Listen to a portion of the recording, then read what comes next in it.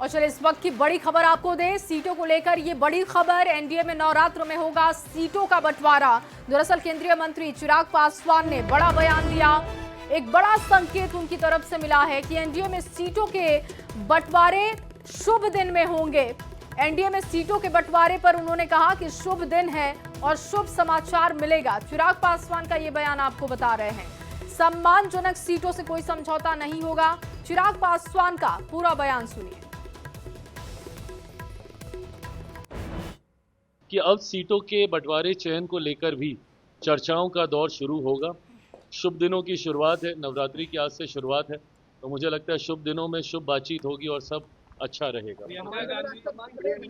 हाँ? प्रभु सम्मानजनक ही रहेगा, सम्मान से समझौता करके तो कौन किस गठबंधन में रहा कि अब। तो चिराग पासवान का बयान आपने सुना। उन्होंने कहा कि सम्मानजनक सीटों पर समझौता होगा, सम्मान से समझौता नहीं हो सकता। देखिए गठबंधन में है और सम्मानजनक सीटों पर ही बात होगी। इस ओर फिर से एक बार इशारा कर दिया है चिराग पासवान ने। इसके साथ ही उन्होंने कहा कि शुभ दिन है, शुभ समाचार मिलेगा।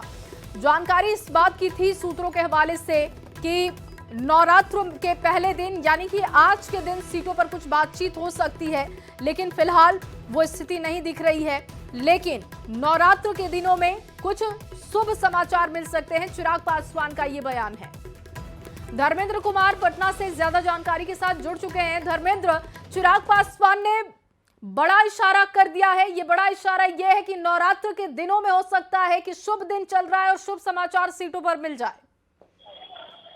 जी, लगातार एनडीए में सीट शेयरिंग को लेकर बातचीत चल रही है। दिल्ली में बातें हो रही हैं, बिहार में जो एनडीए के नेता हैं वो लगातार बैठ रहे हैं और बातें हो रही हैं। जो दिल्ली से बड़े बड़े नेता आ रहे हैं उनसे बात हो रही है। और चिराग पासवान का भी साफ कहना था कि नवरात्रि की आज से शुरुआत हुई है और जो सीटों के बंटवारे पर जो संशय है वो इस नवरात्र के दिनों में छट सकते हैं और जो शुभ समाचार मिल सकता है कि सीटों का बंटवारा जो है वो एनडीए में हो सकता है। जी, बहुत शुक्रिया धर्मेंद्र तमाम जानकारी के लिए। तो देखिए शुभ दिन चल रहे हैं और शुभ दिनों में शुभ समाचार आ सकते हैं। चिराग पासवान ने ऐसा बयान दिया जिससे ये संकेत लगाए जा रहे हैं, जिससे ये समझा जा रहा है कि नवरात्र के इन्हीं 9 दिनों में, क्योंकि आज से नवरात्र का पहला दिन शुरू हो चुका है, इन्हीं 9 दिनों में सीटों को लेकर कुछ बात बन सकती है।